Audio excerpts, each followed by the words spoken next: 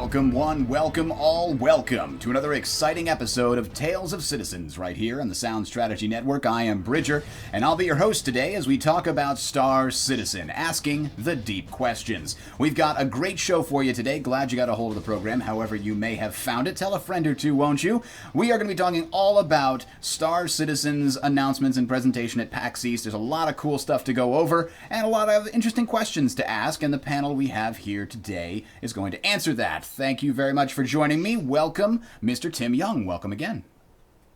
Glad to be back. Thank you very much. Oh, wow. You have that thing where you talk without moving your lips. Oh, no, wait. It's just lag. It's just lag. Coming from Australia. It's called Australia. Also joining us today, we have Mr. Gray from Team Legacy as well. Welcome. Good to see you, Bridger. And like I said, we'll be talking all about the PAX East reveals that have recently come out. We also wanted to shoehorn in a bit of discussion on 1.1, but we're probably going to save the majority of that discussion for the next show because we were able to play it a little bit on the PTU, but I was having some issues in getting it to work properly, and there were some significant bugs in there, which is why they delayed it, unfortunately, until later this week. This week being the week of 310. Oh my god, Harry Potter and the Methods of Rationality, new chapter came out and I didn't see it. Oh gosh. We have to end the show as soon as possible so I can go read it. Okay. First world problem. Right? Anyway, we got a lot of stuff to talk about, but let's jump right into our first segment called Life in the Verse, where we discuss the things that we're doing in and out of Star Citizen. Tim, what is going on with you? What is going on in the world of space? Space is super exciting at the moment. We've got our first orbital craft around a dwarf planet, which is the small little proto-planet series in the main asteroid belt, so that's pretty exciting. First time we've ever done that. We've also got another one going out to Pluto as well, but Ceres made it first, because I guess it's a lot closer. Yeah, I have to say, that was amazing. As it turns out. I was watching it live via XKCD. I never thought I would say that, but I watched the probe land on Ceres live via XKCD. Did anybody else do that? He had like 300 updates on the comic, giving the status and showing visually. That was the comet landing. Oh, that was the comet landing. You're right. Yeah. I'm sorry. I'm getting Ceres. What was the comet's name now? I can't pronounce it. It's, Okay. You're right. I was getting confused. I thought you were referencing the comet. Yeah. Now you're right. So Ceres is the proto-planet. That's the biggest of the asteroid belts, right? Asteroids in the belt. The main asteroid belt is obviously this huge, belt of rocks in the middle of space between Mars and Jupiter, and Ceres is by far the largest object in there. It's smaller than our moon, but it's still very big for rock status. Certainly large enough to have what we call hydrostatic equilibrium, which means that it's a round object, because why use a small word when you could make equilibrium? So, go ahead. No, go. Something that you mentioned the moon, and that just brought me back. I read a statistic, and I need to ask you, Mr. Astronomer, what does this make sense? I heard a statistic somebody said, and I have no idea what the relative function of this is, but they said that if you take the fastest moving star in our galaxy, which is probably going to wind up escaping the galaxy sometime, in the next millennia or two, it would still take, 5 minutes to go from the Earth to the moon. And I'm not sure if that's accurate or not, but it sounded amazing. Probably, yeah. It's quite a distance. I guess that's really what it shows. Right, It's still that magnitude. far away. I assume they were talking about fastest moving sort of relative to the other things around it. But anyway, that is really interesting. What else is going on in the space and astrophysics world? The other big thing for space was the Falcon 9 launch, another resupply mission up to the International Space Station. But they also got another contract extension for another 4 missions, so that's pretty cool. Very soon, America will have the ability to send its own men and women up to the International Space Station, get out to the moon, out to Mars, etc. Again. But also, again. Also, SpaceX was advertising at GDC this year. Interesting. So, trying to get programmers or? Yeah, they have a new office here in staff. Seattle. Interesting. They figure that if you're a game designer, you've got the right stuff to get people into space. Is that the same one that I think was it last month or maybe January, where they were trying to get a booster rocket to land back on a platform after delivering a payload? That was the one. Yeah, that they is want so the cool. reusable rocket. Yeah, reusable So booster close, rocket. too. That is crazy. It was defeated by the ocean. Yeah. Maybe next time. So many things are there. It's true. Just have it land in the Badlands in the middle of Utah, probably. Anyway. Probably. One would hope. Great. What's been going on with you recently? Not a whole lot of time to game, but a whole lot of time to read, which has been nice. The big thing on my radar actually hopped out today. Descent Underground. For those of you who were watching Eric Wingman Peterson back in the day, he has his own Kickstarter now, along with Rob Irving and a couple of other guys from CIG who I feel terrible for not remembering their names off the top of my head. And they have a really cool looking game. This is fresh, very fresh. Just today, it looks like. Just today. They've already sold out of their super early birds, but there are still early bird packages left. It's $30 for the whole game and all that, which is pretty cool. $50 retail value. So if you played Earliest Descent like I did bird. back in the 90s, this is actually the next one in the series. They got the IP. Oh, okay. That's really cool. I think I remember hearing about that. They made the announcement they got the IP for that. That's very exciting. And they're using Unreal Yes, Engine 4, indeed. it looks like. Okay. Yeah, there's They a are. big... It actually is pretty. Unreal might have been the right choice for this one just because of the fluidity of how movement looks in it and the art style and all that. It seems to be pretty clean. There's a big jump in engines now. You got Unreal Engine 4 coming out. You've got Valve announcing Source 2, and you've got Unity 5 on the horizon, and CryEngine is still ridiculous, and Star Citizen using that one, of course. So that's just a plethora of really like next-gen engines for the PC platform, which are pretty awesome. Hey, it's just the right time for it, too. All the cards, all the processors are springing right ahead. Yes, indeed. So the things that I've been doing recently include wanting to find time to play games and getting stuck playing Europa Universalis. As I tell all my friends, this is the game that makes you irrationally hate completely random European countries, depending upon the playthrough that you're currently on. For me, it's Tuscany. I hate Tuscany. I know it's not actually a country anymore, but I still hate it. I want to go there and just kill the whole place, even though it's not real. So, Well, now we're all on a watch list. right? Awesome. There you go. But coming up this week, the things I'm excited about, Cities Skylines. I've been hearing a lot of great things about, also from Paradox Games as a publisher, not as a developer. But many people have been playing the review copies and saying this is the successor to SimCity 3000 that we'd all been hoping for. So, very excited about that. One can hope. Yeah, I have it queued already, so...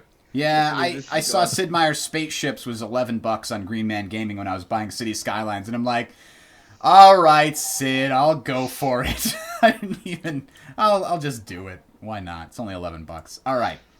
So that's me. Also, very cool. I got a link in the show notes to a thing from Vlog Brothers about the Octothorpe, also known as the hash symbol or the pound sign or the number sign. Check it out. It's very cool. It's 3 minutes, but it's great. It's awesome. Okay.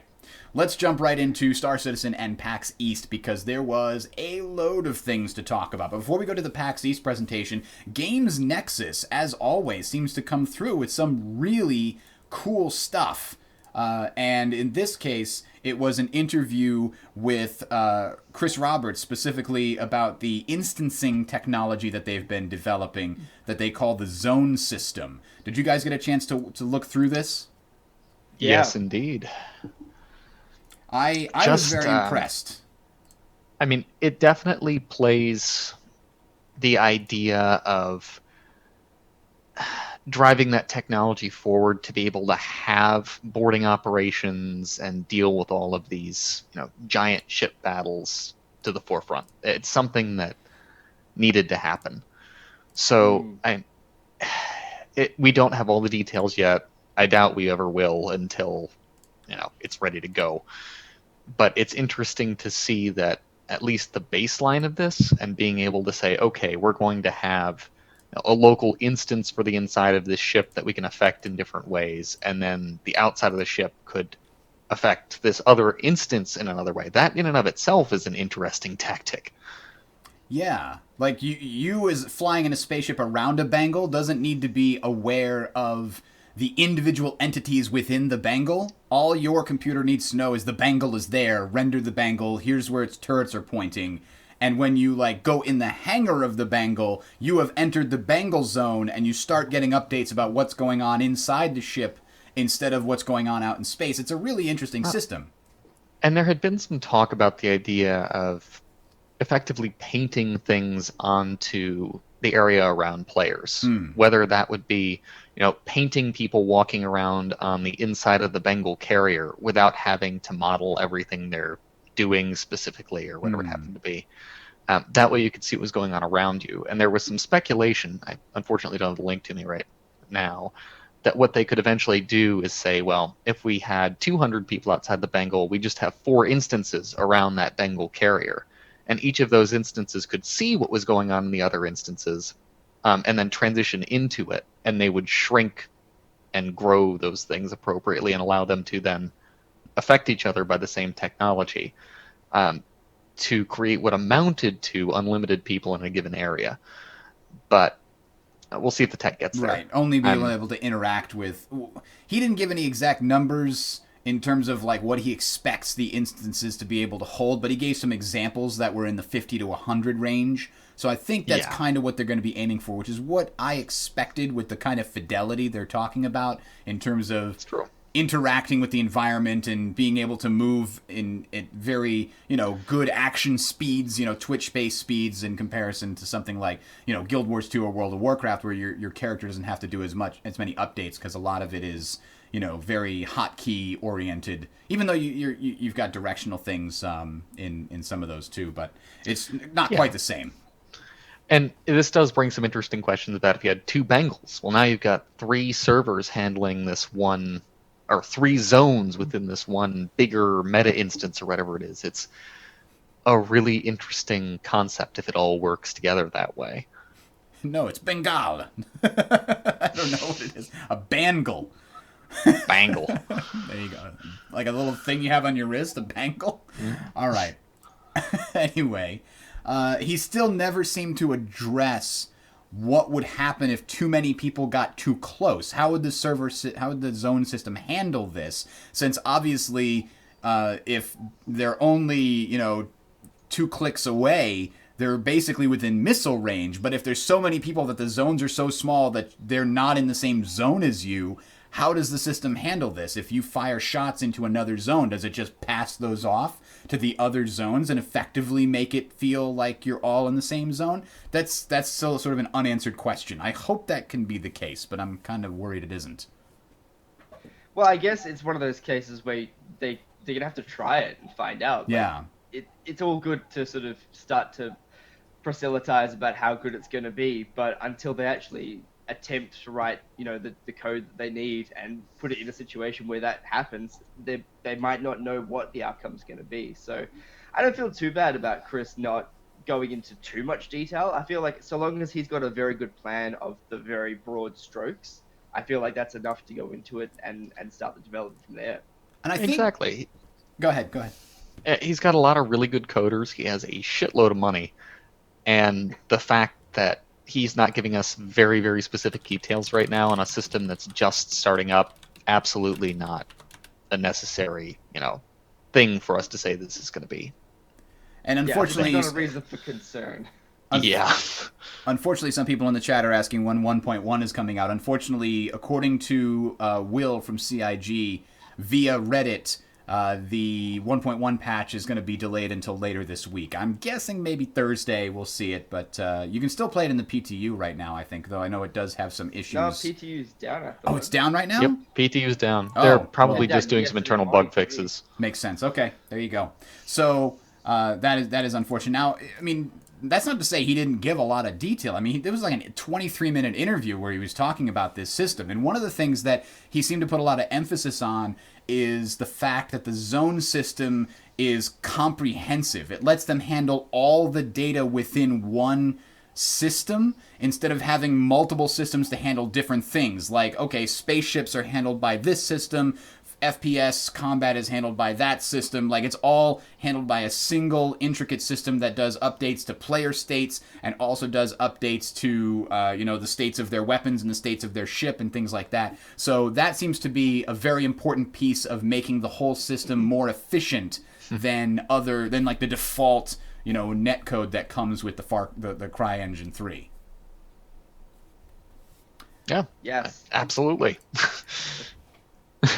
So that seems very important. All right, so let's jump into the PAX East presentation, which was quite good. I have to say, I think that Chris Roberts is getting better as a presenter. Like, he's getting more comfortable in front of crowds. Because, I mean, he's always sort of been a pretty good presenter, but I feel like here he really hit his stride. It seemed like he felt very comfortable, and he was very happy with the way everything was going. We didn't get any moments where he's staring at the computer monitor going, "This is bullshit!" Helmet. No, we didn't have nearly as many. At least, sorry, I'm going based off of the YouTube video that they posted, which did have a few moments that were cut out, which may have been due to technical difficulties.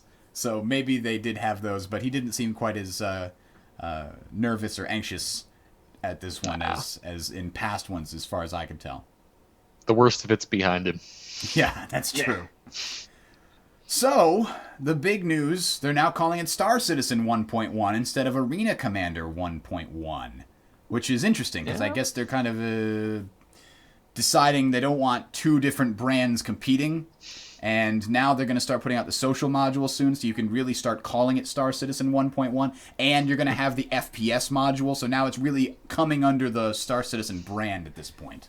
It does bring a nice separation to it, too, because you can no longer say, Star Citizen is Arena Commander. Now what you're saying is, I am playing Star Citizen, but I am playing Arena Commander, or I am playing the FPS within Star Citizen. So, at least from that angle, I appreciate the semantics of it. Yeah, unfortunately... Yeah, I feel like they probably should have gone to the Star Citizen nomenclature a little earlier than this. Unfortunately, their name for the FPS module is... What, Star Marine or something? Star Marine? Is that right? Space Marine or something? It should be Space Marine, but I don't know if they're running into IP conflicts with a certain other company who will not be games named by that name. And is also very, very well known for their IP-related legal things. So, just a little bit. Let's see. Their Now, litigiousness. one of the big things that Team Legacy is very excited about is that we'll have free flight for multiplayer, which is going to allow us to do a lot more testing on things much easier. So without time limits, you can just, okay, you sit there, I'm going to shoot at you for a while with this kind of gun, and then we're going to shoot at you a while with this kind of gun, see how things work. That's kind of what people they were need, demoing. People were demoing on the 1.1 testing thing that they're getting out of their ships and getting into the second ship of other people. Yeah. Or second seat of other people. They're that boarding certainly already. provided some, it's provided some interesting feedback with that, too. So one of the guys managed to actually have his buddy step into a seat and then went to the edge of the instance, and it kicked his buddy out of the ship, but let him keep flying, so he just flew over to Broken Moon. Like, the actual Broken Moon of Broken Moon. Ah. Or some awkward situations where you try and swap seats, then just sitting up on someone's lap. Yep. And you're like, It's well, getting whose cozy. hand is You have one of this? those moments where you look at the bug and it's just done some horrible thing to the torso of the people, and you just imagine it with the caption, "Kill me." So, one of the biggest changes that stood right out is the changes to gimbaled weapons. Essentially, gimbaled weapons are going to be weaker than fixed weapons by one weapon size. What is your initial reaction to this, guys? Is this something that is good or bad? I know the keyboard and mouse versus joystick flame wars were only made worse by this announcement, I'm sure. What are your thoughts? Tim? I don't know until we start seeing some numbers. Like, once they start implementing it and they start saying, like, oh, wow, this was a terrible idea, or, oh, wow, this was a great idea. Which very well might Like, be the case. Yeah, but the point is that they have every right and every reason to do it this way. The arguments that people come up with, I don't get it. I don't understand. Just try it. Just fucking try it. So this is the new version of the Nike. just Just try try it. it. No, just do it. Just do Just it. try it. Try it. I don't know. You might like salmon. Just try it. I talking about the gimbal mount changes on this, it seems appropriate that there would be some kind of downscale for it. They from the beginning said that there were intended to be downsides to using gimbals over using fixed weapons. That's not necessarily a bad thing, particularly since gimbals really do give you a lot of freedom to just aim and shoot people. A lot of what you're seeing right now on the forums, particularly about the controller rage and all that, is people who are pissed off because a mouse and keyboard user used a lead pip, aimed 6 Omsky 6s directly at their face, and fired twice. There isn't a whole lot of downside from a weapons perspective to doing that. Maneuverability, that's a whole different thing, and I'm not going to get back into that whole discussion. But them now saying, well, you're going to have to size the weapons down 1 in order to do this, at least what you're seeing with that is a situation where they can start saying, well, this gun is particularly powerful for its size, and that now matters based on these mounts, based on these ships that attach to it. It gives them a better baseline to be able to balance things around, I think. And anybody who's saying, oh, they're not balancing, they're just throwing crap at the wall and seeing what happens, stop talking, please. In all honesty, they have some good internal tools. They're not going to tell us what they are, and they're not going to show us their data. What they're more interested in doing is getting a system workable that they can then maintain and deal with. Yeah, the thing that occurred to me is what happens to the size 1 gimbaled mount? So they're just going to be the same as the size, like if you have a size 1 mount, then gimbaled is just straight up going to be superior there. They didn't really address that. It's not necessarily a problem. It's just that I didn't hear them specifically address that. He's talking about size 2 and higher specifically work the way that we just described. And I agree with you, there does have to be some kind of trade-off there. And in this case, I think it's might probably... end up being power draw. Yeah. So you're right, because in order to move those weapons smoothly and quickly, it would make sense that you would need to have that power available at any moment to very rapidly move the weapon. So that could certainly be another drawback for those as well. So I think this is a good start, and like I said, like Tim said, just try it. Just let's see what happens. It's a good it's not a bad hypothesis, right? You're not just going to go... There's a lot of people just claiming that's bad from the start. Like, these are professional game designers that spend way more time thinking about this game, that know way more about the internal numbers generation of how the combat system works, and they know what a size 2 does. They know what a size 3 does. They know more about what they're planning to do with it than you do. Let's trust them just long enough to play it in the alpha for at least a week before we judge it, okay? We can make some early assessments, and I don't think it's going to work, but we can't say, this is terrible, they never should have done this ever, and I'll never change my mind, because that's called being a jerk. Anyway.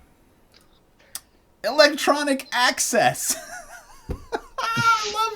I loved it! He created... Shots fired. Off the port bow. Yes, he created a fake universe in which Original Systems bought electronic access because it became a shadow of its former self.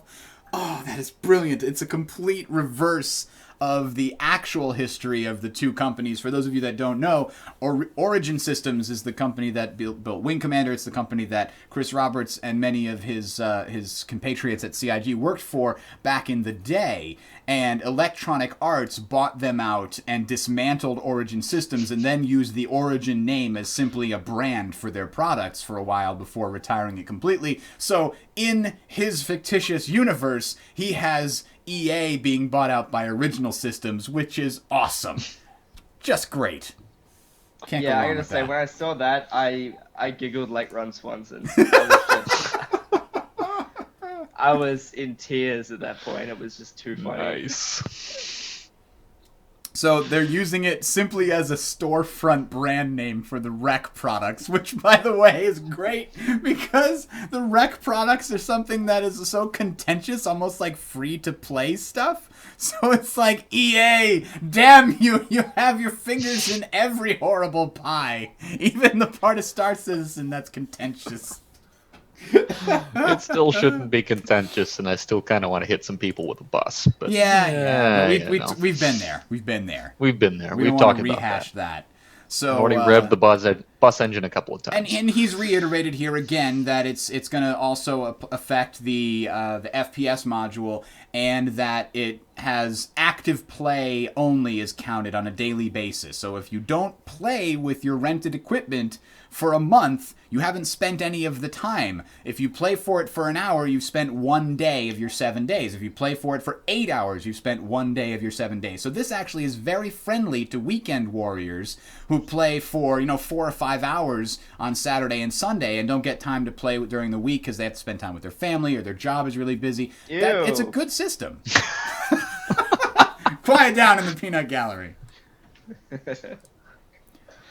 So now we get to some more of the exciting things coming up here after the little EA thing. I like the audience cheering when they saw that. That was great. Oh, you know what, though? This is the thing that really bugged me.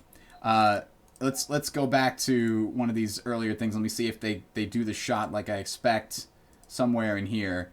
It was bugging me the entire time I was watching it. Oh, there it is. Right there. That microphone kept bouncing back and forth. I'm like, it's got a thing. You can bend it around your ear so that it stays perfect. And I'm just, because I'm an audio engineer and I see them using a Countryman mic all wrong. And the entire time, every time they went to this shot, I couldn't pay attention. I had to look away from the monitor and just listen. It was just rage-inducing. All right, sorry, Chris. I apologize. So anyway, we get some really cool stuff about the damage states. Did you guys see that? I was blown away by those videos. Yes. Done right. Oh my god. Modeling the heat dissipation, the thickness. Oh, there's paint, and the paint is this thick on top of the armor, which is this thick, which then gets to the components, which are this thick, and it's all for a quarter of the memory cost. Yes, right? Yeah, they figured out it was completely. It's a big deal there. They could not sustain with what they wanted to do. It wouldn't fit on the memory of the graphics cards, unfortunately. So that was really cool. I was very excited. But now it's sounding like a non-issue. Yeah, right? And the demonstration they gave is really cool. Because it's all dynamic, it's all adaptable, and it's done with, I think, normal meshes and other things that sort of get painted on top of the regular, so they don't have to have a custom mesh for every single damage state for every single piece of equipment. It's all sort of done on the fly by putting these sort of standard, here's a damage mesh, adapt it to this ship right now. This one blew me away, too, because it shows the great physics of the ship. This is the one where it's using the Gatling gun and it's destroying the Gladius there, and it's just making it spin away into the distance with the physics of the bullets hitting the ship. That was amazing. What a cool thing that's in the game, by the way. If you're talking about flying around and then getting hit by that, your pilot currently jerks a little bit. Yeah. Your ship jerks a little bit. Knowing that if they knocked out some of your propulsion and then they could basically throw you into something with a gun or a missile blast, that's really cool. I want to disable a ship and write my name on it. That's so cool. I think they must have had the ship falling apart states disabled for this specific demo here, the one where they showed the Gatling gun in the hangar, because it doesn't fall apart at all. They wanted to show you the effects of the... I think this is a Gatling laser, isn't it? It might be, because it was doing heat. You're right. Burning. Maybe that's why it wasn't falling apart necessarily. Because the lasers do more damage to shields than they do to the ship, whereas the ballistics, I think... Oh, no, is the other way around? I can't remember. I can never remember. Ballistics go through shields, but they're weakened by them. Anyway, I thought that was amazing. And I am very excited to see that in the game. Now, one of the things that did occur to me, Tim, with all of this attention being paid to these various damage states, and yet we're normally engaging at ranges of like 1 kilometer, so you don't get to see the detail that often. Is it worth putting all this time in for something like that? Yeah, absolutely. I mean, because the other thing is, this stuff's going to be even more important once we start getting up to 2.0 sort of Arena Commander, because we've got very small ships at the moment, but as soon as you start having larger ships, and especially ships that are going to stick around for a little bit longer than the 15 seconds you might in a regular dogfight, or certainly I might stick around for 15 seconds in a regular dogfight. But once you start getting larger ships that can hang around for a good minute, 2 minutes, those kind of damage states and that kind of detail that's being like the damage that's being done to the ship is going to be a lot more apparent. Oh, and 1.1, if you've seen any of the PTR stuff, time to kill's up. At least from what I've seen demoed, time to kill is considerably up. So it's possible that we'll even get to see those damage states more then, which is kind of a nice touch, even on the small ships. Yeah, that's a good point. We have some footage of, I believe this is an Avenger. No, this is a Gladius. That's the Gladius. This is our friend Vin from Legacy flying the Gladius in 1.1. He did get some time to play around with it on the PTU. I think on Monday, sometimes like that. He did mention that the time to kill is up and the dogfight feels more skillful, like you really have to stick on your opponent and land the shots rather than sort of getting lucky with a burst and taking them out in one big hit. So it does allow slightly more for comebacks from someone that somebody gets the jump on you. You have the advantage, but it's not an automatic kill in a sense. Yep. And it's rewarding skillful flight at that point.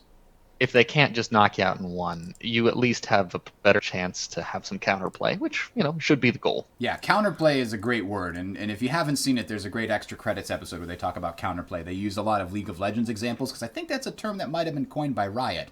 But it's basically if a mechanic in a multiplayer game doesn't give the person being targeted by that mechanic a way to respond to mitigate that mechanic, then it's not a good mechanic. If the only way to respond was, well, you shouldn't have picked weapon X or character Y, then that's a shitty mechanic.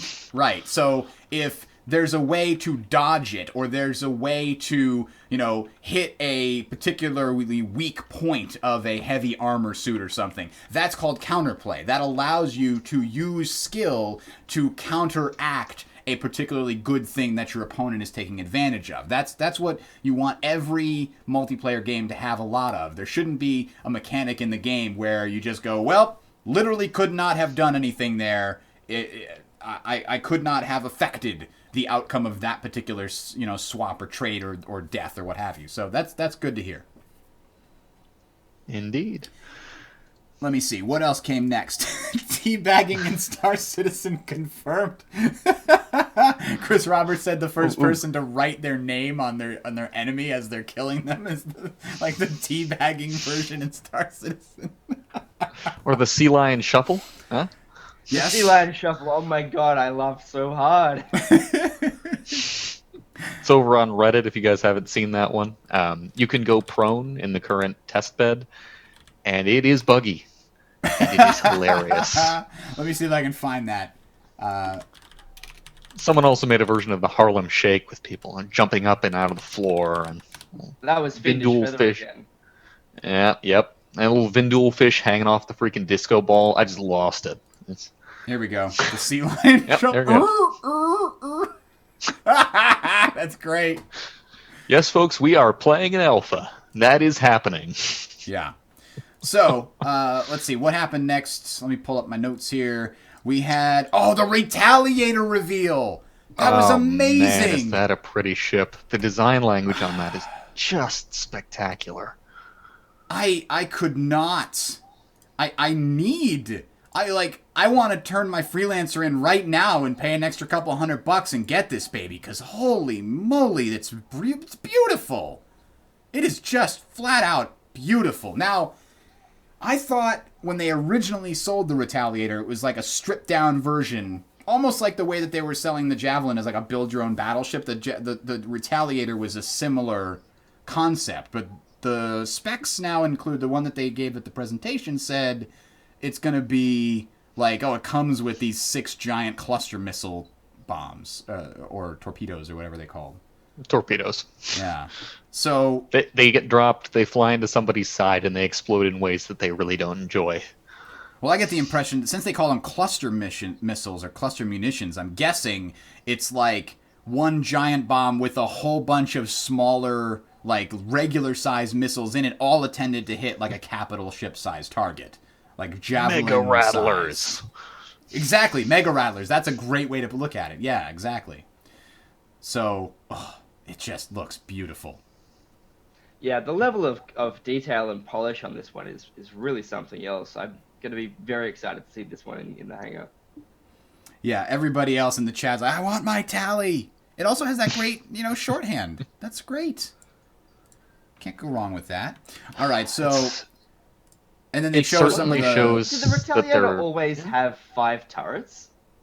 I think it might have. I'm not sure on that, actually. That might have been an upgrade. I could have sworn it was 3 or 4. Doesn't hurt. In this case, they're only Bulldog repeaters, so don't worry about it. Yet. Yeah. It's only equipped with size 1, but it can go up to size 3. What?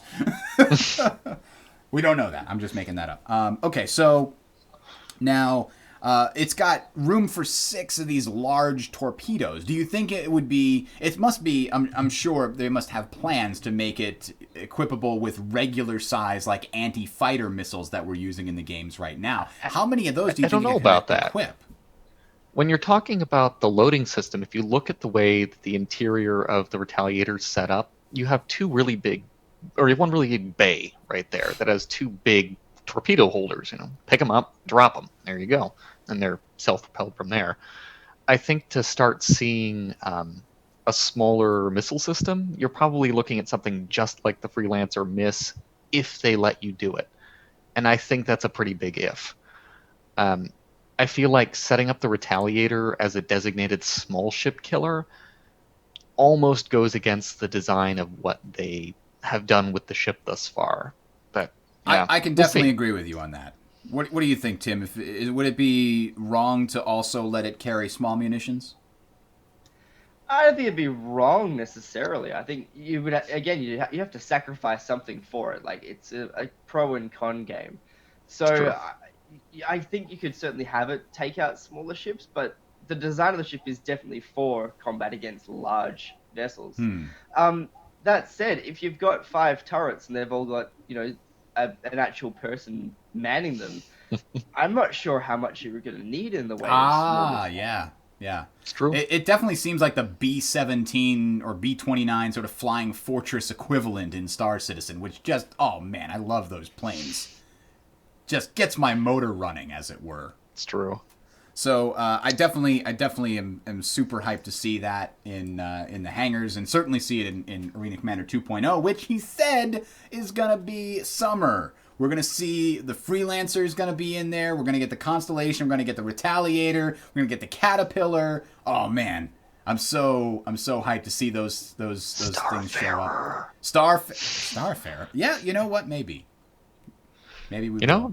It's already in design because of the Squadron 42 requirements. We'll see that. They did talk about game modes, including things like you have to, get this cargo from point A to point B. So having ships with big cargo holds means you could make one solid run with escorts and win the round, and everybody else with Hornets is going to try to fit a small portion of their goal into each ship or something like that. So that seems like a really interesting way to put the more cargo-oriented ships into it. And I could see the Retaliator being a great blockade runner with 5 turrets on it. You just empty out those cargo bays and use them for cargo instead. That would be really cool. That would sting. All right, so we've got the animation update, which means that the FPS module is delayed a few weeks. That's too bad. They wanted to get it out for PAX East, but I I think that it was been worth it. The animations on the player models have always been really kind of weak recently. Yeah, and it's definitely an improvement. There was some much much deserved cheering when they started seeing the person walking around in a way that wasn't completely Yeah, robotic. derpy. Yeah. Yeah. Yeah, it definitely looked a lot better. We'll pull that up here. I think this video is definitely going to get like your copyright infringement. Like, no, I'm just it's we're talking about it. Go away, YouTube. I mean, no C. I noticed there's no C line shuffle here, so I'm assuming that's probably fixed on their developer build. But Well, yeah, I would don't say think they that's a showed you lot of the animation. prone mode in this. no, there wasn't any prone or any of that I noticed at least. I did notice the environment is just spectacular. They did a walkthrough, and Oh, wow. of the regular combat level you're talking about. Yeah, the regular combat level. It definitely does look like the motion capture has gotten way better. And there was actually a really cool video. I don't know if you guys saw it. I forgot to put a link in the show notes that came out just before PAX where they were showing the Chris Roberts like directing the story aspects of Squadron 42 at the motion capture studio. Did you guys look at that? I saw a little bit of it. Yeah, it's pretty neat. I have to say I was very impressed with the sort of amount of time they were showing, people like redoing the same scene and trying different ways of moving and then immediately seeing what it looked like in engine. Like they finished the scene, they stopped and walked over and saw it replayed in engine. That was really impressive looking, I think. I mean, this is what we had to expect. We had one of their early goals. Early goals was their own mocap lab. Yep. And that's certainly They paying off. really wanted to be able to do this, and they've got a Hollywood producer doing this. This is great. Yeah, it's a big deal, and also the fact that once they're done using it, but certainly when they're not using it, they have the ability to hire this out to other companies as well. So it can actually get a bit of a revenue stream for CIG, which is fantastic. But also gives them more experience because if they're running a mocap studio for other people, that's more experience for them. It's more ability for them to work on their own techniques and to do things that maybe they might not have been able to do beforehand with Star Citizen, but because of this sort of collaboration concept, they can now. Yes. Now, somebody else pointed out we also have the Calvin Klein model that they've been developing, so to speak. This is just showing off the difference in the muscle structure of the old model versus the new model, which is pretty impressive. They didn't have a full demo, so we got the Calvin Klein model here, which is pretty interesting. And what else was interesting? Oh yes, they talk about a cover system when they started talking about Star Marine. It sounds like if you guys are familiar with Gears of War, you think it's going to be the sticky style cover system, Gray? Yes and no. I don't think that they're going to stick, if that's the word you want to use, quite as hard as you saw with Gears of War, particularly because they want there to be more fluidity and, in all honesty, probably more opportunity to step out and get your face shot off, rather than having a bunch of people that just sort of, hide behind the box and hit the 1 or 2 button combo to shoot around the corner like this, and that's the whole thing. But I will bet that there will be a level of default. If you go past cover, your character will try to duck into it while you're in combat mode, whatever way you have of toggling that on. Yeah, Yes. so I had a good chat with the some of the FPS guys when they were down here in Australia, and he was really, really adamant that there was not going to be like this really sticky cover system that we Yeah. expect from these other games. He kept pointing out Far Cry 3 and the Far Cry 3 cover system as an example, where it's sort of contextual. If you are near an object, it sort of knows, it can kind of predict what object it is that you're trying to be using as cover in the same way that a sticky cover system can. But it takes that and it sort of gives you the ability to say, you know, try and get most of my body towards that thing, but if I start moving away from it again, then it sort of it knows how to predict more dynamic where the future of your movement's going to be. But also the fact that you can sort of like the leaning out of the side, the way he was explaining it to me, the leaning out to the side, the leaning over the top, the ability to sort of take the cover and utilize it with your body in different ways was really being emphasized. And he was really excited about it. And he really, like, there was no point where he was sort of going, oh, I think maybe we'll do it like this. Like, every single part of it, he knew exactly what they were going to be doing. That's good. That's good. I definitely I think the Far Cry 3 system is a really good balance between not having sticky cover and having full sticky cover like Gears of War style.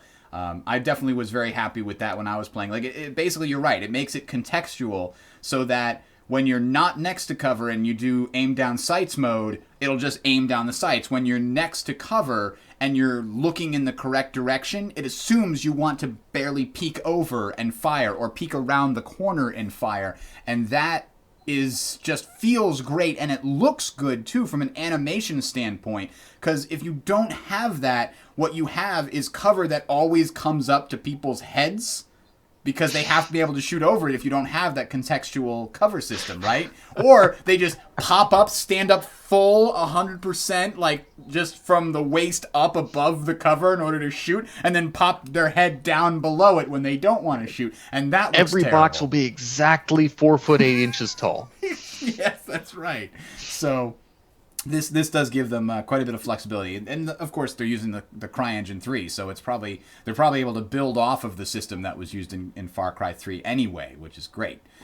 So I was very interested in that. We saw id Software is making Star Marine. That was great. And anybody catch the homage to the original Doom on the cover there? Let me see if I can find it in the video. Man. Pull that one up. That was great. I immediately recognized it. For those of you that played back in the olden days of shareware, we call it the shareware era. It's coming up here in a second, but James Romanoff. There it is. There it is. That's pretty much a perfect. Let me see if I can find. We'll do a quick compare right here.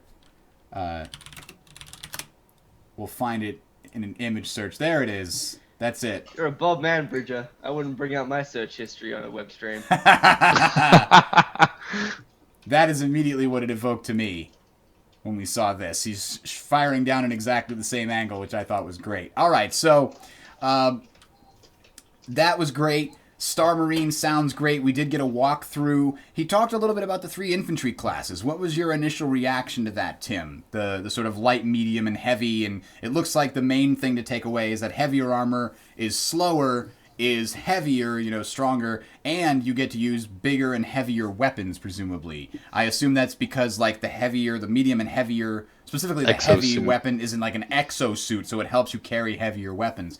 How do you think that's going to work out in practice? Is that going to be a balance issue? Is everybody's going to take heavy, or is light going to be too powerful due to its mobility? What do you think?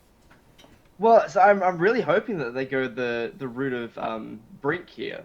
I don't know if you guys ever played Brink for the. I did, and I was sorely disappointed, but I wanted it to be good. See, I wasn't disappointed. I really enjoyed the game. I thought it was marketed terribly. That's definitely true.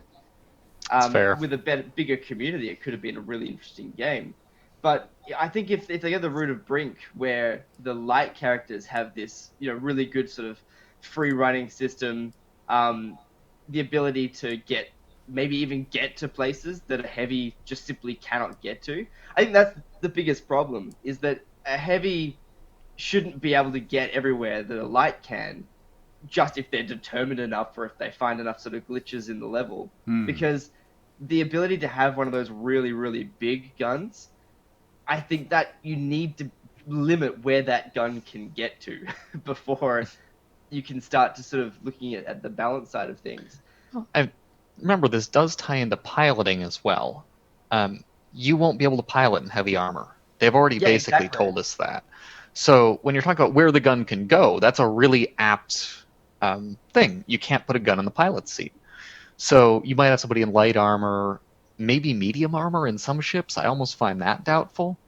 But how long is it going to take you to get to your heavy armor and put that on? And during that time, you can't pilot your ship or anything along those lines. Yeah, heavy armor is going to That in and of be itself very could be a specific balancing to factor. boarding. Like your Redeemer is going to have people with heavy armor on it, but not necessarily your normal pilot. It's possible. In the Persistent universe, I can see that being a really interesting concept. But in the Star Marine side of things, we're not going to be seeing, you're not going to have to suit up every time you start a match. Although that'd be a cool mechanic as well. So I don't think, for that kind of balancing, it probably won't make that much of a difference. Yeah. Yeah. I think it's worth noting, taking a look at like the light armor and the medium armor as well. How are those going to perform in zero-G situations where you have to have quick turns? Where your momentum and slowing yourself down would matter. If that's a lot more mass, you can imagine that a light armored person might be able to jump jet around a little bit better in zero-G. They might be capable of very quickly making turns and going places, whereas a heavy armor, you might not have enough fuel, or you might not have strong enough jump jets to be able to really shove yourself around a big open space where other people are very, very mobile, and you are mag booted to the ground because your suit doesn't have the energy to actually control where you're going. Yeah. Also, the ability to have two medium weapons, I thought was a little bit I don't want to say overpowered just yet because no one's even got their hands on this. Yeah. But the ability to have one large and two medium and one small for the heavy, I would have thought one large, one medium would be okay. Yeah, I guess they already gave the medium two medium weapons. They had to make the large better for taking away all his speed and things, I guess. But you're right. But he has the large. Yeah, he has the large. He's got the heavy weapon. So it is really interesting. They got the two different game mode concepts. The 3D, space Ender's Game mode, which we'll get to in a bit. But they start with the, Gold Horizon platform, traditional tactical combat, which is probably going to be Rainbow Six style. Have to be very careful. One or two shots will kill you easy. You want to be slow. You want to be cautious. Kind of evoking Counter-Strike style, but probably slightly more like Rainbow Six style of gameplay. So it sounds like it's going to be really interesting, and I'm very excited. They showed this. This is, I think, the same map that they did for PAX Australia, where they were showing that off, and it looks very detailed. It's definitely well crafted. Yeah. And I really enjoyed the whole Rainbow Six series, just for full disclosure. Really, really great games. And that level of caution you had to invoke was really good. It provided some really interesting gameplay. And when things really started going south and a couple of people got shot or your team was injured or that kind of thing, it mattered. I miss that with a lot of other games where it's very much just like, okay, let's get the round over and kill everybody. This almost never occurred to me, but do you think Squadron 42 is going to have some first-person elements to it, where you're going to have to play as a boarding party, or you were captured absolutely. and you're escaping from a prison or something? Yeah, absolutely. I would be surprised if Squadron 42 didn't have it. For them to spend this much time and effort creating such a hugely robust and what looks like really fun first-person system, to Really not then put that in Squadron 42 would be sacrilege. Yeah, I tend to agree, but for some reason, until I started seeing this footage, and you mentioned, Rainbow Six almost as a first-person thing, I just exclusively thought of this as a multiplayer persistent world avenue, but you're absolutely right. They could easily add a lot more flavor and also train the player in how the first-person system works through the Squadron 42 modules. And that's the goal of Squadron 42. It's supposed to be a training experience for players who aren't part of the alpha, aren't part of the beta, or simply aren't playing a lot. So giving them, a couple of missions where they're going to have to fight pirates or something is pretty decent. Yeah. The carrier is short on Marines because of the last battle when the Marine barracks was hit, and we know you used to be a Marine. We need you in the boarding party for this one. That kind of a thing. Did you just or you want to start talking about like Deus Ex Machina type stuff? Where do you have a better opportunity to knock a player out and make them wake up somewhere else than a first-person shooter module where you can have something randomly explode or depressurize or you name it. That Easy one door storytelling with the mechanic. X appears everywhere. That bugged me the whole time I was watching. Oh, there's the door with the X again. He's not in the same place. He's in a brand new place. It's always there. The one guy who made this, I really like this door. I'm just going to put this everywhere. So I was very impressed by the look of this one, but I was even more impressed by the look of the next one, which was obviously crafted on Ender's Game. And you guys have both read the books, I'm sure, and you've probably seen the movies. This one's obviously based off of the movie. Don't mention the movie. Don't mention the movie. The visuals of it is based exist. off of the movie, because in the books I don't recall them ever mentioning the Battle Dome as being, open in space. Translucent. That's what I mean to say. Yes, translucent. But the movies use that, so I guess they sort of use that. It looks cool. There's no denying it looks cool. Yeah. What have it translucent in space like that? You're just floating in space. Now, can we already agree as a group that the things hovering in space are just going to be called stars? Right? We have to. Oh yeah, they're stars. Yeah, given. That's exactly what they are. There's not even a question. What I thought was really funny about this particular little segment of his presentation was somebody yelled, "The gate is down!" and goes, "Yes, the gate is down." Like total, like, yeah, okay, yeah, you said it. Congratulations. Yeah. Let's just say, for the sake of argument, that you win. I love this. Look at this. Look at this. Look at this. No, go back. I love that the ready room shows you the oh dang it, I missed it. The ready room shows you like the layout of the stars, because of course in Ender's Game and it would make sense that in this game you could have different quote unquote maps within this sphere. Just there it is right there. So you can sort of look and say it could either be randomly generated, procedurally generated, or it could be specific set maps designed for a purpose. It could be symmetrical or asymmetrical, and you fight from both sides over the same terrain. Like, this is really changes how everything moves. And like, imagine you're in a competitive mode and you've got 2 minutes to study this right before the match starts. You get to plan. Okay, look, that just adds a whole nother layer of strategy on top of this, and it gets me super excited to play this mode. I hadn't noticed, Bridger. Oh, okay.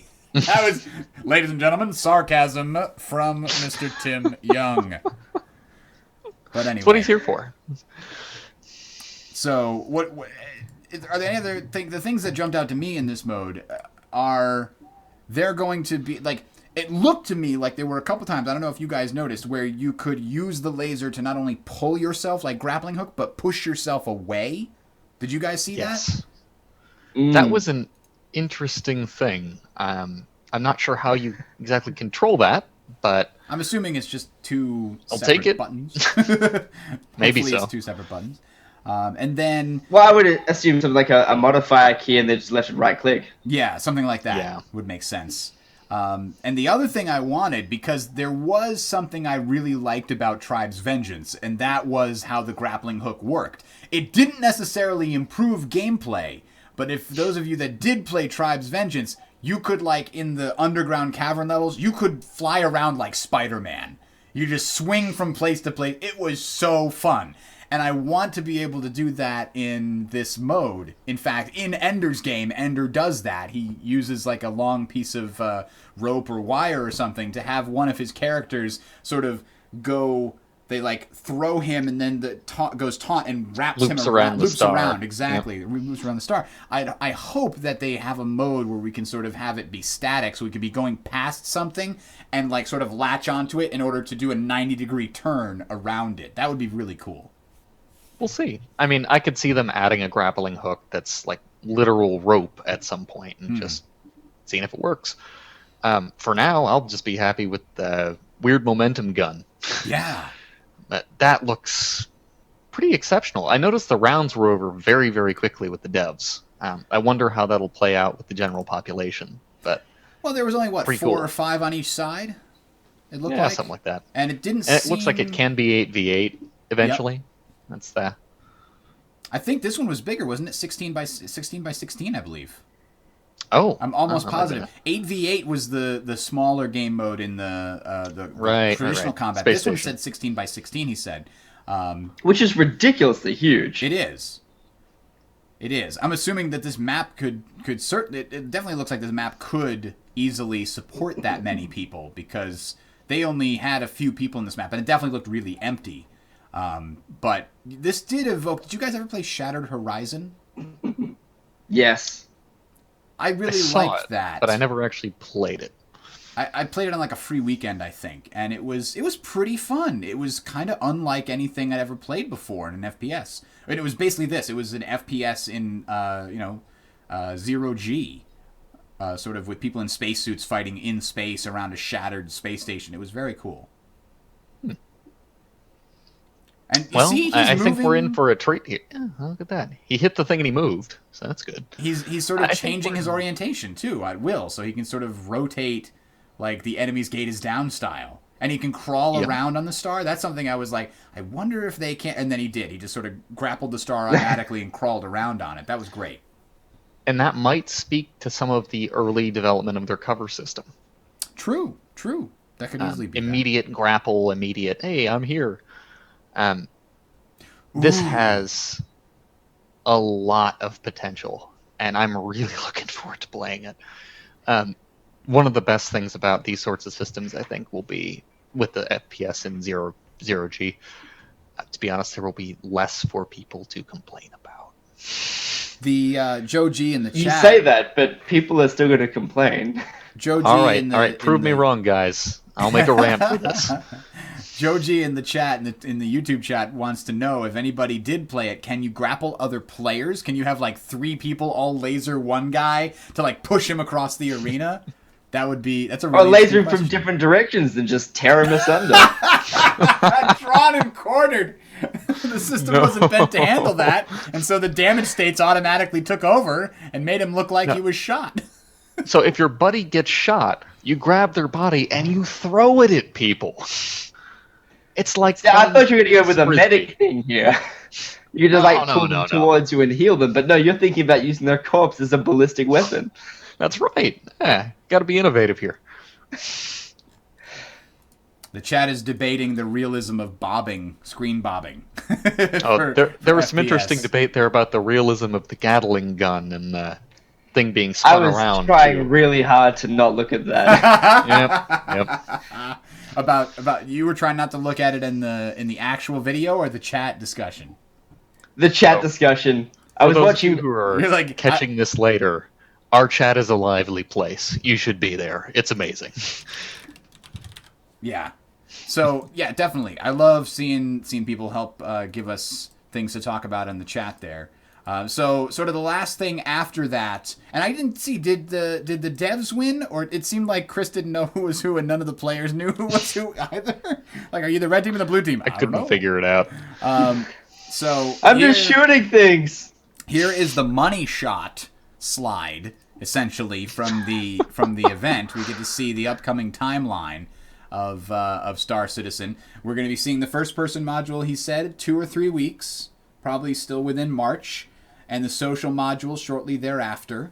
And then Arena Commander 2.0, which is going to be, oh man. I mean, they've been making pretty good strides on 1.0 and 1.1. Every time they put a big update up, we get more precise controls, and then we're going to have the multi-crew and all the multi-crew ship game modes and stuff. Oh, it's coming together, guys. It's finally coming together. I'm amazed that they reckon they can get the social module out for early April. I mean, that's 3 weeks. Well, they've been working on it a lot and behind the scenes. We haven't seen any of the progress they've been... Well, no, that's not true. We've seen ArcCorp, which is basically what the social module is going to start in, probably. No, I'm not saying it can't be done, and I'm not saying that I'm super impressed, because I am super impressed. I'm kind of shocked. Just that it's coming out and like, oh my god, it's that soon. I expected it would take a lot longer. Yeah, they're like early April. I'm like, oh, okay, that sounds fair. Wait a second. The social module, of course. I mean, it's going to be really interesting to sort of walk around ArcCorp and potentially see other people, like show them your hangar, like, look at my ship. It looks just like it does on the videos I made. But it's still it's one step to testing their persistent universe, netcode, and seeing more than just the spaceships moving around. You got to test being able to walk around in the hangar type environments, in the ArcCorp type environments. So And then the biggest news, the pre-alpha persistent universe, end of 2015. Oh man, As guys. expected, to be fair. I mean, they had this in the roadmap. But They my did. god, yes! They're confirming that they're still aiming for that, though. That's the big news, I guess. Yes. That for me is the biggest. I do look forward to just flying my freelancer around. That alone is going to be pretty awesome. Yeah. And the fact that they're going to let us do it in a way other than just blowing people up in Arena Commander by the end of the year, that's pretty neat. I think they talked about... can't wait. Go ahead. I was going to agree. I was saying, I can't wait to just get in a ship and just fly from one planet to another and be like, this is cool. I'm just chilling. This is where we are. It's fine now. The thing that I think we're going to see when they say pre-alpha persistent universe is that it's going to be like 5-star systems that they've completed as far as, the planetary landing places and the hangars like ArcWarp and the space stations that are involved in those areas, and the asteroid belts that you're going to find in those places. So that way we can test all the elements of the persistent universe, even though the rest of the persistent universe isn't completely built out yet. So 2016 is when we're going to see the rest of the universe being added, probably slowly, to the pre-alpha over time. And oh man, I hope they do it in like, oh man, a new jump point appeared somewhere. Go find it, guys. Like that would be great. Astrophysicists discovered a system via telescopes that looks like it could be a place you could access by jump point. That's it. You should go looking for a way to get there. Absolutely. So the other thing that he dropped here is that the Arena Commander, the Squadron 42 is going to have its first episode. What did they call it? The first, episode of Squadron 42. Yeah, episode. Yeah. And that's not an alpha release. I believe that's a full sort of beta release, if not full release. I don't think that's supposed to be beta. I think that's supposed to be a core release of the game. Yeah, like that's the first chapter of the PvE part, which is pretty cool. Yeah, that is. I suppose that one of the cool things with the Squadron 42 is that they don't need some of the extra mechanics, like the mining mechanics, the salvage mechanics, etc. I mean, this is a very combat oriented. It's your time in the military. So they can take the core combat mechanics and get that out a little bit sooner. And this is part of what Chris was originally pitching in the Kickstarter. I mean, Squadron 42 was the original, hey, let's make a game. And they said, well, let's make a persistent universe. And now we're almost $80 million in.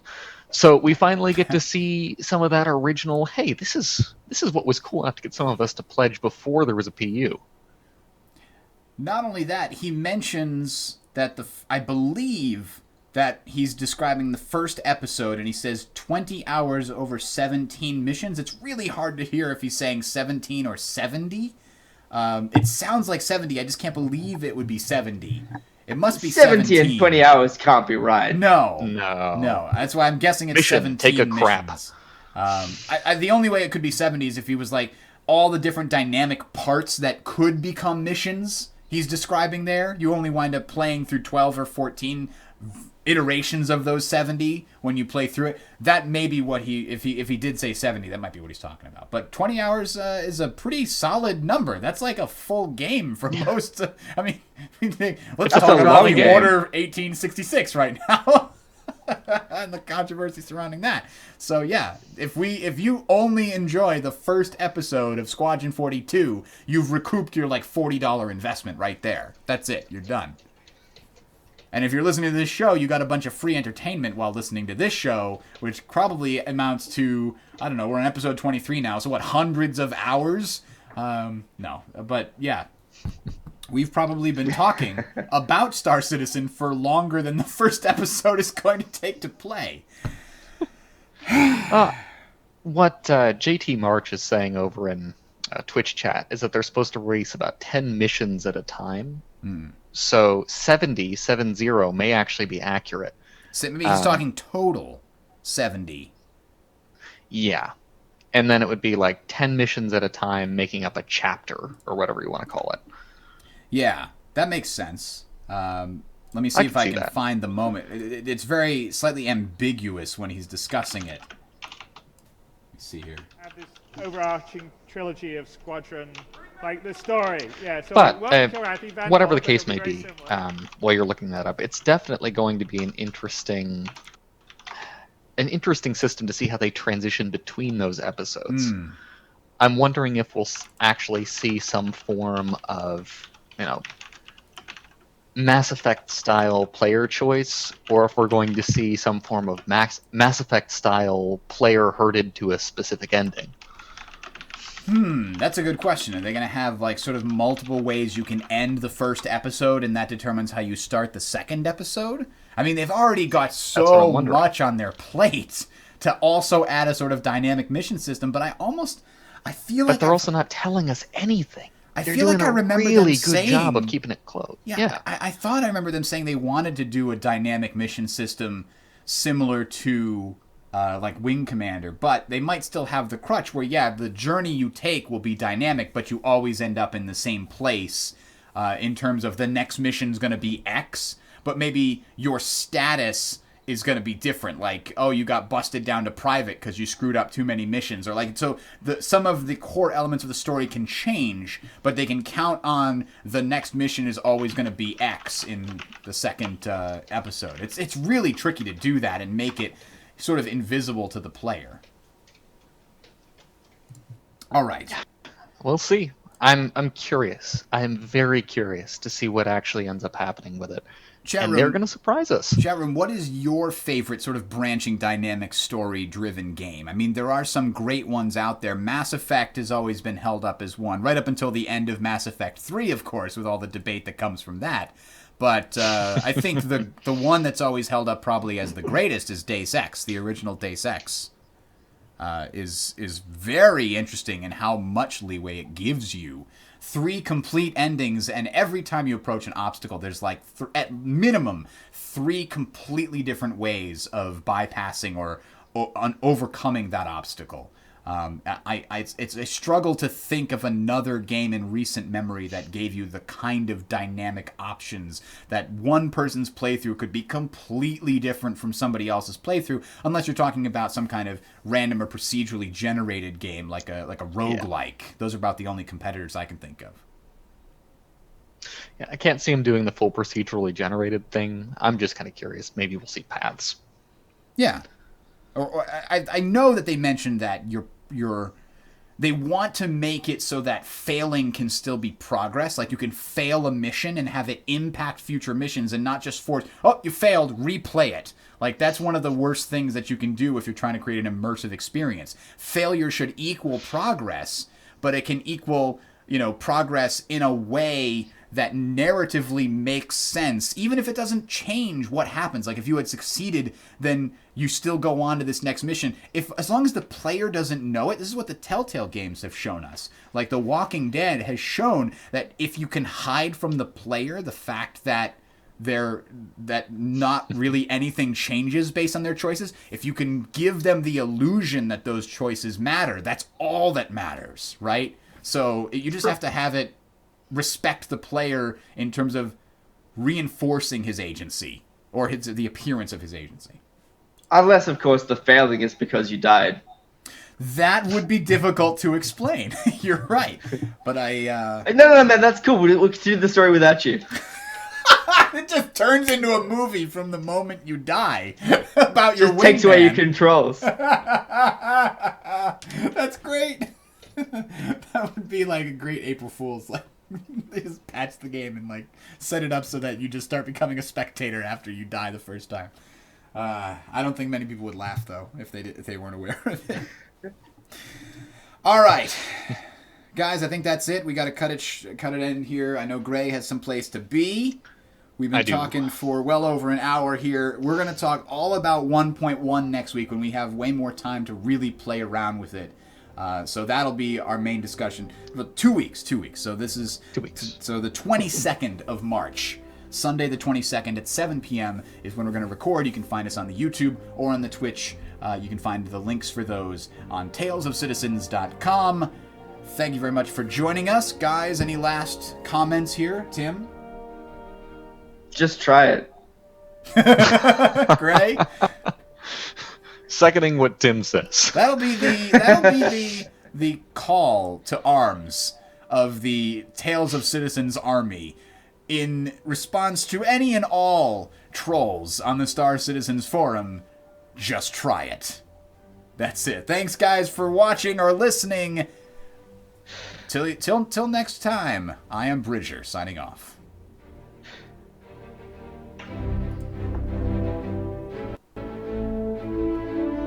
How is it skips? It skipped again. Did you hear? I don't understand. This isn't It hates you. It's That not really an is. It just optical hates you. media disc.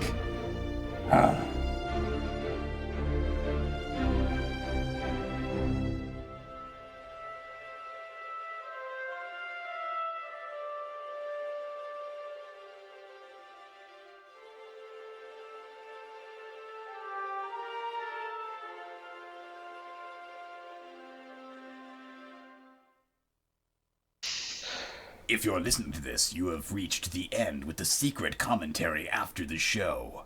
I have to put that in there so that people don't try to helpfully tell us that we're still on the air. We're still recording, guys. But I do appreciate the sentiment. It's just that, yes, I know. And sometimes, though, I might not know. So don't stop saying that. Actually, I've changed my mind. I want you to keep reminding me whenever I'm recording. Just spam the chat. You're still on air. You're still on air, just so you know. Always man. still on the air. Carnifex mentioned Knights of the Old Republic was very dynamic, at least in the personal story. Jerry Man thinks I'll ban him because he doesn't play single-player games. That's not true. I play very few single-player games that aren't strategy games. The Batman games, Shadows of Mordor. What's another single-player? What was the one that was like Portal but wasn't Portal? Quantum Conundrum. I played that sometime in the last few years. Actually didn't finish that. I played a little Minecraft, but... Joe, Got TIE Fighter. I find that Joe's asking whether we have a preference if he watches via YouTube or Twitch. I don't really care, I don't think. I think that I actually do get ad revenue from YouTube, a tiny bit. Let's say, okay, give me a fraction of a penny for watching on YouTube in comparison. The thing, though, is I really, really like YouTube. If YouTube had the ability and the audience that people could just type in a game and see all the streams for that game the way that Twitch does, I would probably exclusively stream on YouTube. It seems just vastly superior in that aspect. The only place that Twitch is superior right now, as far as I'm concerned from a streaming perspective, as a streamer, is that anybody who wants to discover my stream probably not going to discover it on YouTube. I might be wrong on that. Maybe I should just try it. Maybe I should just try like streaming Europa Universalis on YouTube and see what happens.